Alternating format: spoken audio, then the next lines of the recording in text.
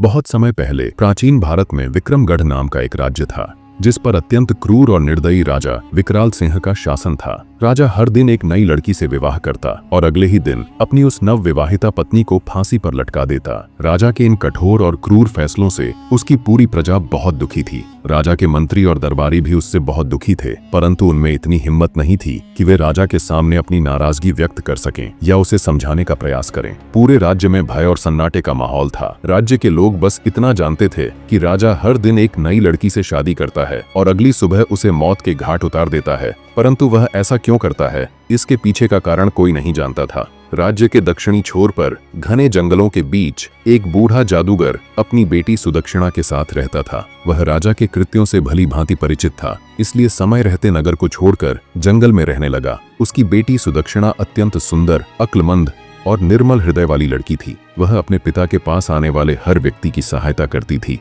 यदि कोई बीमार आता तो वह औषधियां बनाकर उसे ठीक कर देती, और यदि कोई दुखी आत्मा उसके पास आती तो वह अपनी बातों से उसे सुकून देती। एक दिन जब जादूगर को किसी कार्य से नगर जाना था तो सुदक्षिणा ने भी जिद करके अपने पिता के साथ चलने का निश्चय किया। जब दोनों नगर के प्रवेश द्वार पर पहुंचे तभी नगर से रोते बिलखते लोग राजा को बद्दुआ देते हुए निकले। वे एक और नवविवाहिता लड़की का शव लेकर आ रहे थे, जिसे राजा ने फिर से फांसी पर लटकवा दिया था।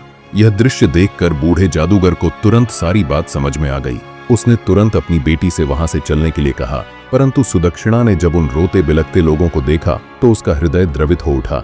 वह बोली, नहीं पिताजी, पहले मुझे यह जानना है कि ये लोग इतने दुखी क्यों हैं और राजा को भला बुरा क्यों कह रहे हैं। जादूगर ने उसे बहुत समझाया, परंतु वह टस से मस नहीं हुई। जब सुदक्षिणा ने कुछ लोगों से इसका कारण पूछा तो उन्होंने पहले तो उसे अजीब निगाहों से देखा, फिर बोले, क्या तुम्हें कुछ भी नहीं पता?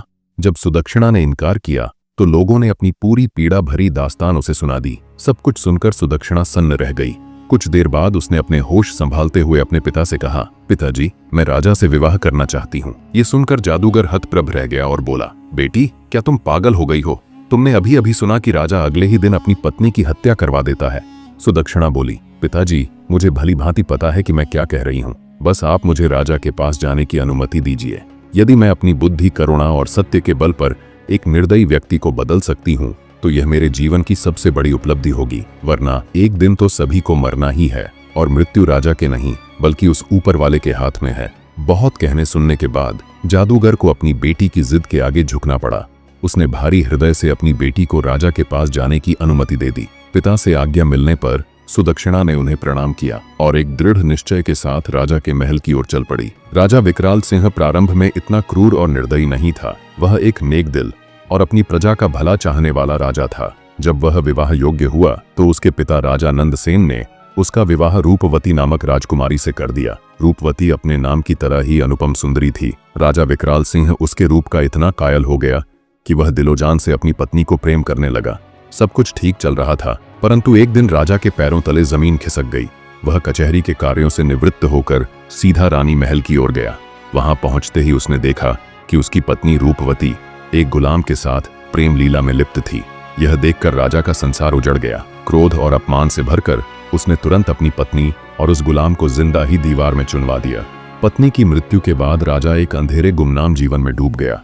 उसने सबसे मिलना जुलना छोड़ दिया, दरबार जाना बंद कर दिया और खुद को एक अंधेरे कक्ष में कैद कर लिया। जब भी वह आंखें बंद करता उसे अपनी पत्नी और गुलाम का वह दृश्य याद आ जाता। समय बीतता गया, परंतु वह उस दृश्य को भूल नहीं पाया। राजा ने मंजे हुए चित्रकारों को बुलवाया और रानी रूपवती तथा उसके गुलाम की उस बेवफाई वाली घटना को हूबहू चित्रित करवाया। फिर उस चित्र को अपने शयन कक्ष में टंगवा दिया ताकि वह कभी इस बेवफाई को भूल न सके। पत्नी की बेवफाई से आहत राजा को अब संपूर्ण नारी जाति से घृणा हो गई। उसे हर स्त्री बेवफा लगने लगी। उसने निर्णय लिया कि वह हर दिन एक नई स्त्री से विवाह करेगा और अगले दिन उसे फांसी पर लटकवा देगा ताकि उसकी नफरत की आग कभी कम न हो।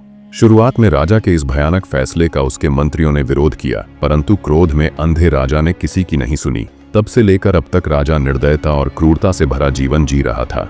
लेकिन राजा विकराल सिंह को नहीं पता था कि उसके क्रूर शासन को चुनौती देने वाली एक ताकत जल्द ही उसके जीवन में प्रवेश करने वाली थी। क्या कोई उसे उसकी निर्दयता का एहसास दिला पाएगा या फिर उसका क्रोध उसे पूरी तरह अंधकार में डुबो देगा? अगला भाग मिस न करें। TS इंस्पायर्ड स्टोरी, जहां कहानियां सिर्फ कहानियां नहीं, एक एहसास हैं।